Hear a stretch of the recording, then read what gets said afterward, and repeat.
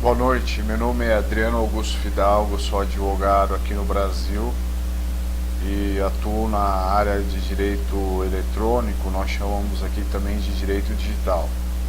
Portanto, eu falarei de algumas coisas bem específicas, talvez com algumas particularidades aqui do Brasil, mas que também eu creio que a maioria se comunicam com as questões de outros países, né? São situações mundiais. Então a temática que a mim foi designada se trata da mudança digital nas modalidades de negócios digitais, seu impacto nos diferentes setores de negócios. Portanto, vivemos na era da sociedade da informação, também chamada de sociedade da pós-verdade, né, em que as coisas são consumíveis, elas são frágeis, como diz Bauman, em certa medida, em modernidade líquida, elas não têm a pretensão de serem duradouras. Desta forma, se nota uma grande transição de todas as relações para o campo digital, seja nos relacionamentos, seja nas compras, nos negócios. Então tudo vai migrando cada vez mais para o digital, né? E até de certa forma deixando o mundo físico, né? Tem uma especialista aqui no Brasil, que eu não sei se o conceito é de fora ou se é dela, ela fala de hibridismo, né? Então nós cada vez mais nos confundimos com as máquinas, né? E com os aparelhos que usamos, acabando incorporando nossa figura, né? Então até nossos perfis nas redes acabam sendo uma extensão do que significamos, do que somos. Então, voltando a essa questão da transição de relações para o campo digital, de modo que, por exemplo, aqui no Brasil as compras eletrônicas elas crescem vertiginosamente ano a ano, ou seja, o ramo do comércio eletrônico vem se concretizando cada vez mais. Com isto, os consumidores acabam tendo que ter mais cuidados nas suas compras, ora verificando a origem do produto, ora pesquisando o fornecedor do produto, seja ele serviço, seja ele uma mercadoria, para que não tenha muitos problemas na aquisição daquele dado negócio que buscou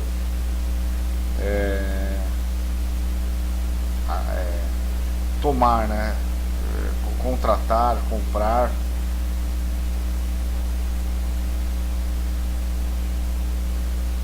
Seja uma mercadoria, né? Como disse, um serviço, e o consumidor tem que se precaver para que não tenha muitos problemas na aquisição daquele negócio ou produto. Então vemos que empresas, por exemplo, gigantes como a Amazon, a Netflix, a Apple e etc., elas têm dominado o mercado, né? Elas são gigantes. Essas empresas de tecnologia dominam muitas áreas aí, né? Elas são as mais caras no mercado, sendo que o produto delas todo é digital. Elas não têm o esteio físico de um parque fabril como as empresas tinham antigamente, né? Ou das suas produções. Por exemplo, a Disney tem estúdios, parques, desenhos consagrados há mais de 50 anos, então direitos autorais, sobre questões materiais e imateriais. E a Netflix vem se aproximando em valor, sem ter essa história, sem ter tantos produtos ou bens corpóreos como grandes propriedades, que era o que denotava o valor, né, o poderio, a riqueza de uma instituição no mais das vezes. A gigante Kodak, por exemplo, que declinou com as fotos digitais, já que em qualquer smartphone hoje qualquer pessoa tira foto em tempo real, já repassa, né? Ela deu ares no início desse ano de um retorno ao criar criptomoedas para fotógrafos, né? Então faço um pequeno parênteses sobre a questão das moedas digitais. Aqui no Brasil ainda não vingaram, dada a grande incerteza jurídica que lhe cerca, né? Algumas empresas usam, alguns setores específicos, né? Mas não é uma situação que é um investimento de risco, né? Ela não tem o esteio jurídico esperado por muitos, né? Então eu vi um estudo da Thomson Reuters, vi que países como a Argentina e Colômbia não as decretaram legais, quer dizer ilegais, mas tem ressalvas a lhes considerar como dinheiro. Então não são ilegais, mas também não na verdade não é dinheiro, até aceitam como dinheiro, mas não aceitam como moeda. Até já alterei aqui no texto também. O Chile parece que terá uma postura mais liberal, porque quer se tornar um núcleo de tecnologia. A Venezuela lançou o petro, lastreando tal moeda em petróleo. Então, situações que poderão ser aprofundadas com os colegas especialistas do grupo.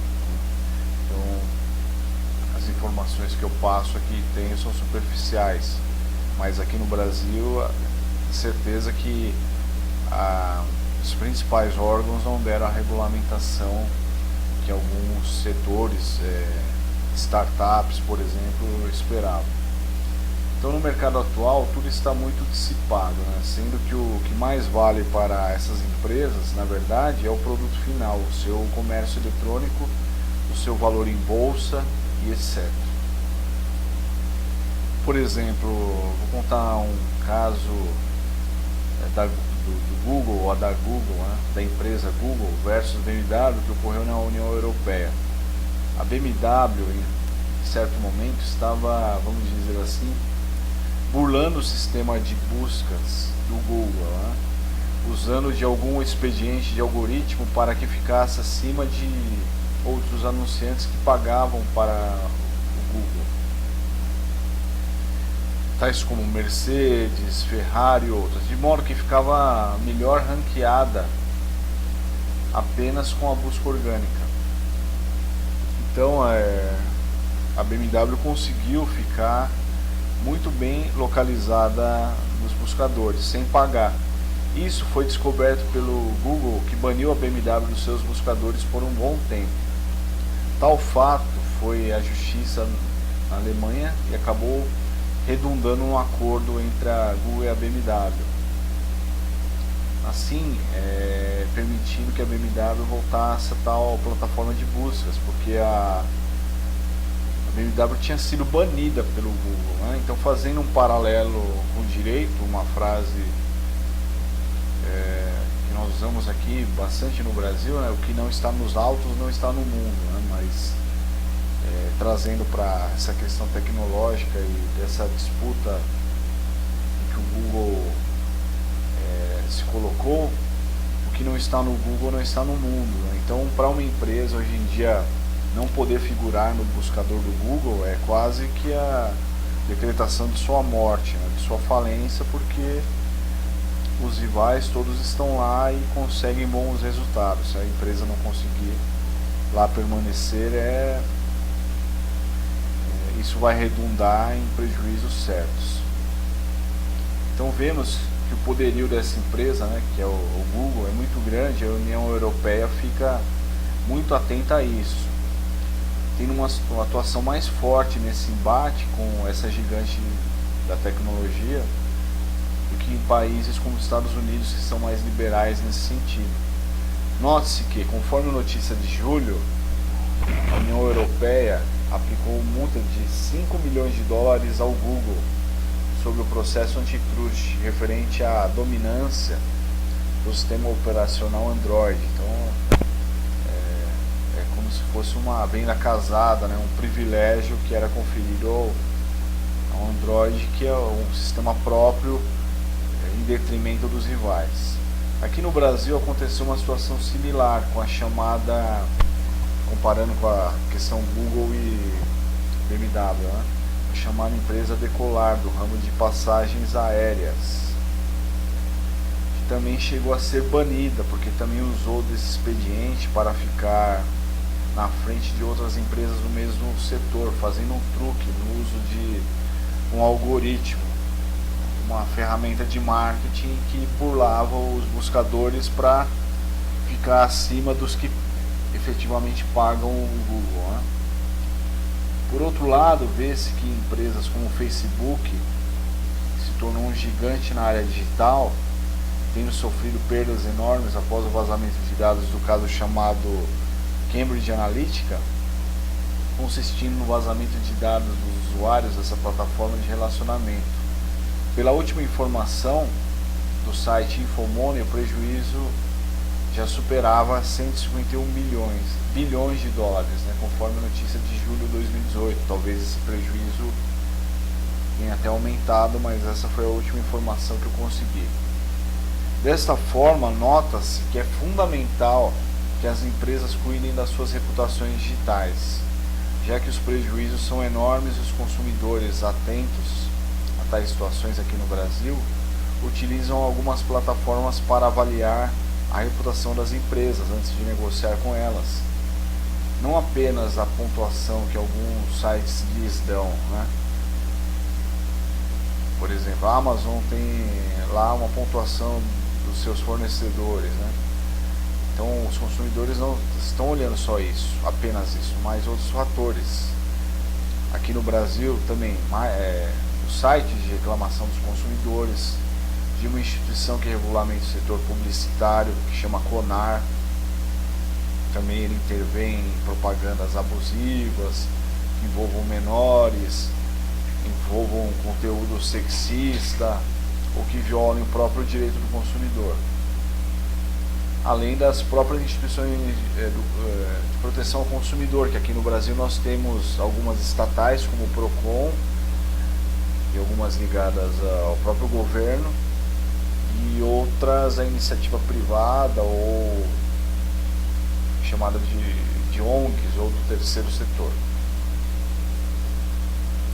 Cumpre nessa oportunidade também citar a questão da migração do crime organizado para o campo digital, já que é muito mais fácil evitar o confronto com a polícia.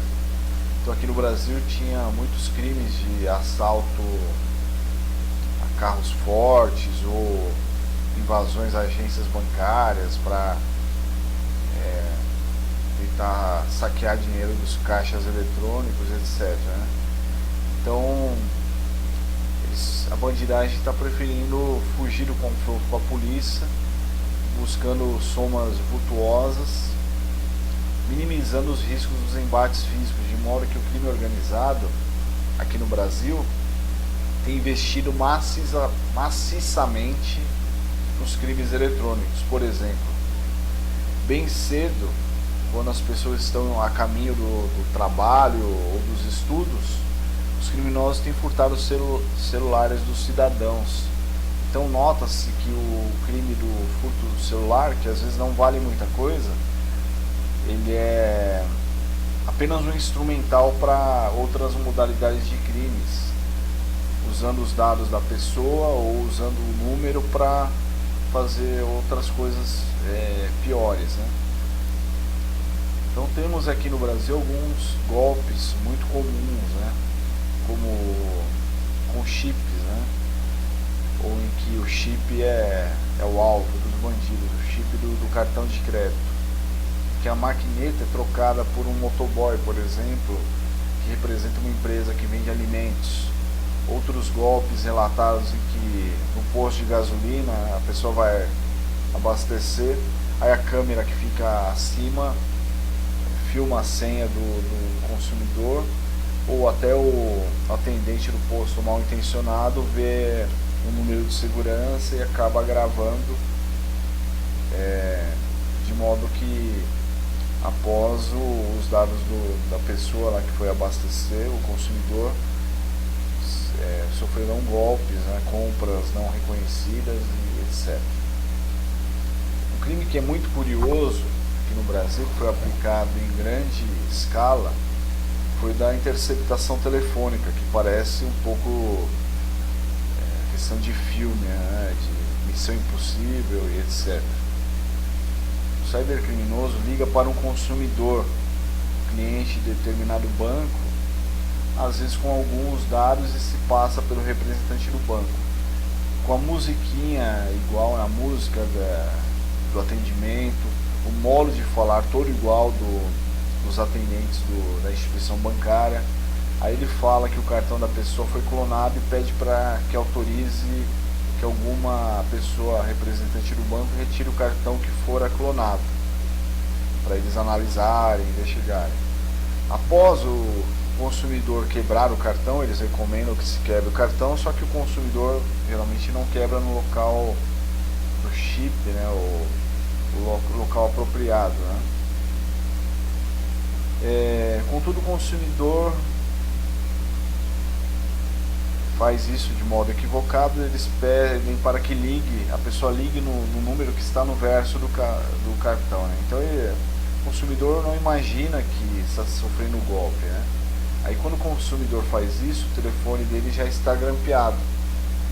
Assim acontecendo, a interceptação telefônica, em que o consumidor muitas das vezes passa muitos detalhes da sua conta bancária, de dados pessoais da conta e até a sua própria senha bancária, de modo que a cair em golpes vultuosos, inclusive pessoas com boa cultura e até da área de tecnologia já foram vítimas desse tipo de golpes. A tudo isso se soma a questão do vazamento de dados dos consumidores, que acontece a todo momento. Por exemplo, recentemente empresas como a Uber e a Netshoes foram vítimas de vazamento de dados dos consumidores, né? O que mostra que muitas empresas cometem propaganda enganosa quando ofertam os seus produtos, prometendo segurança absoluta nas suas estruturas, nas operações de compras eletrônicas. E como ser disso, como sabido, até a NASA e o Pentágono já foram invadidos, vários órgãos estatais no Brasil e no mundo, de modo que esse argumento de segurança total é falacioso.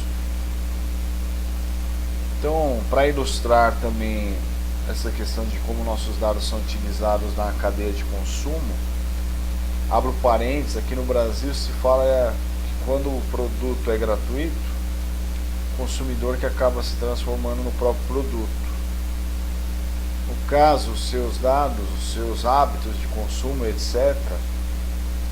Então, aqui no Brasil, algumas empresas que tenham a chancela nas portas dos seus mercados, né, que ali tem a chancela, às vezes não tem nem o cartão para pegar ou para colocar na saída, mas tem ali uma câmera para filmar ou para fotografar o consumidor, né, seja em shoppings, mercados, etc. Eu creio que ocorra isso em outros países também. O seu veículo, o rosto da pessoa é fotografado, de modo que quando ele chega, a imagem é lida, ou do veículo ou do próprio consumidor. Ele se transforma em um número, de maneira que todo o seu hábito de consumo será monitorado em todos os locais que ele passa, naquele shopping, naquele mercado, naquele estabelecimento comercial. Destarte propiciando que a empresa, sabedora desses hábitos de uma gama de consumidores, possa colocar os seus produtos de uma forma que favoreça a sua aquisição pelos consumidores que ali passam. Então, eles sabendo quais os hábitos de consumo das pessoas, o que mais compram, que dia da semana, quanto gastam, eles conseguem alocar as prateleiras devidamente, de um modo a induzir as pessoas ao consumo. Creio que aqui no Brasil também nós somos especialistas nessa questão de vitimização digital, nos golpes eletrônicos, já que em pesquisas recentes já foi apontado que o Brasil é o segundo país que mais sofre crimes eletrônicos. Contudo, vejo que poucos têm informações dos seus direitos sobre a clonagem de cartões, acerca das compras não autorizadas ou não reconhecidas. Isso é muito constante. Mas o sistema de compras por cartão de crédito, em âmbito internacional dos cartões de crédito, vale dizer, então em todos os locais isso é possível, tem a opção do chamado chargeback, ou seja, o consumidor pode negar aquela compra e ver estornados os valores ali debitados. Então é um expediente que poucos consumidores acabam se utilizando para reverterem essa problemática das compras indevidas, o que aqui no Brasil, como disse, repito, é muito constante. Aqui no Brasil também temos um problema recorrente, que algumas empresas pedem os nossos CPFs. Explicando os CPFs. O CPF significa o cadastro de pessoa física, um numeral que nos identifica perante a Receita Federal do Brasil. Assim, sob a promessa de descontos, ou sob a promessa de descontos, eles pedem o nosso documento, né? esse numeral, só que isso pode causar alguma discrepância pela análise de dados no futuro, até pela inteligência artificial, algum algoritmo, nos exemplos que eu vou citar a seguir. O Ministério Público aqui no Brasil até investiga isso, de forma que vou tentar explicar qual o problema que pode gerar. Uma pessoa vai comprar remédios para vários familiares, então no futuro ela poderá ser avaliada como uma pessoa muito doente, de modo a tornar muito caro o seu plano de saúde, o seu seguro de vida. Entretanto, é uma situação muito séria que acabou sob a investigação do Ministério Público Brasileiro. Então, se a pessoa for julgada atrelada ao seu CPF, não necessariamente ela fez aquelas compras para uso pessoal, mas isso pode acarretar em prejuízos quando ela for avaliada, quando seus dados forem avaliados. A caminho da conclusão desse curto áudio, esse vídeo, melhor dizendo, o impacto, de acordo com o próprio enunciado da disciplina, da tecnologia, nos negócios, é enorme, né? A temática por mim elaborada aqui, acerca da mudança digital, ela impacta em vários negócios digitais, como já falado acima, em diferentes setores de negócios. Também porque, por exemplo, a própria advocacia, que é o meu ramo, já enfrenta uma grande redução de profissionais, já que com a inteligência artificial se dispensou antigos funcionários ou colaboradores que precisavam fazer longas pesquisas. Agora, com os algoritmos, podemos saber o posicionamento de determinado juiz, a jurisprudência dominante daquele tribunal sobre dado assunto, como o juiz julga aquela matéria, quais as melhores teses para se utilizar naquela matéria. Até alguns programas já deixam a petição pronta praticamente, o que reduz horas e horas de trabalho do advogado. Então, a carreira, acredito que vai se encaminhar para a área de gestão, de consultoria mais preventiva. Então, no direito teve esse impacto enorme. Se chama aqui essa análise de dados de jurimetria. Isso vai acontecer em todos os ramos. Já acontece também no agronegócio, nas pesquisas científicas, dispensando-se cada vez mais o uso de cobaias. Na gestão com suporte tecnológico, as decisões são tomadas de uma forma mais célere, mais barata. A questão do impacto ambiental, a questão do uso dos aplicativos também para locomoção pode favorecer. já favorece, assim, diminuindo a quantidade de veículos. Então ainda há muita coisa para evoluir, mas a questão da emissão de poluentes, dos trajetos mais favoráveis, diminuir sobremaneira o impacto ambiental já são uma realidade também que o uso da tecnologia vem nos auxiliando.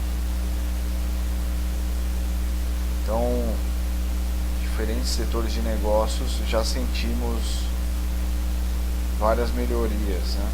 Por outro lado, a perda de milhares de postos de trabalho. Dizem que daqui a 20 anos muitos dos empregos que existem hoje serão extintos, mas muitos outros surgirão para ocupar tais espaços, né? Então, na área médica, vemos também uma crescente melhora dos diagnósticos. Conforme viu uma especialista aqui no Brasil, que até participou do concurso e foi levada pelo Obama lá nos Estados Unidos, tinha um objetivo de minorar gastos na área médica, será utilizada a blockchain de modo a manter o histórico médico dos pacientes, os exames já efetivados em um canal centralizado, né? Que inclusive poderá baratear o sistema. Esse era o objetivo. Então, com esse sistema único, essa cadeia de dados da pessoa, tem o histórico desde o nascimento, de repente constando as questões hereditárias, todos os tratamentos que a pessoa passou desde o nascimento. Então, evitando com isso que sejam feitos exames repetitivos, que é muito comum aqui no Brasil, que acaba por deixando caro todo o sistema de saúde com a repetição de exames por vezes até inúteis. Então, dessa forma, em conclusão, eu vejo que a tecnologia vai maximizar muitas melhorias para a sociedade, para o ser humano como um indivíduo, contudo carregando esses efeitos colaterais, como o aumento de golpes eletrônicos, digitais, de crimes digitais, vazamento de dados, maior exposição, maior controle, né? Nos negócios temos empresas que já usam chips dentro da pele, né, para controlar o acesso da pessoa. Com o chip ela vai lá e toma um café, já passa o chip, ela vai tirar umas cópias na copiadora, o chip já serve, então centraliza os dados. Então, por um lado gera economia e benefício, por outro vemos nossa intimidade e privacidade cada vez mais minorados ou se transformando em ficção. Mas de outro lado também os consumidores têm que ficar alertas aos seus direitos, né? Valendo-se de plataformas também para entender as empresas que lhes fornecem serviços ou produtos de tal ponto, efetivando reclamações válidas, embasadas e vendo o ranqueamento que aquelas empresas têm perante os consumidores. Então, antes de contratar, os consumidores também têm mais acesso às informações, por conta de todas as informações que estão na rede aí, no famoso Big Data. Assim, a tecnologia tem que servir ao homem, sempre primando pela dignidade da pessoa humana, já que essa deve ser a inexcusável pedra de toque a ser avaliada, sempre em que houver um embate de direitos. Desta maneira, é fundamental termos educação digital para ficarmos preparados para tais novos e impactantes desafios. Então é isso, a tecnologia nos favorece, mas também nos traz muitas oportunidades, muitas coisas boas, mas também com essa interface dos riscos, dos crimes e dos golpes eletrônicos. Então temos que ficar vigilantes, sempre nos atualizando, e como digo, nós temos 3 certezas hoje: a morte, que pagaremos tributo, e temos que nos atualizar, temos que estudar sempre. E é o que os senhores estão fazendo aqui, olhando esse vídeo, esse modesto vídeo que espero que tenha dado alguma contribuição aos senhores. Muito obrigado, até logo.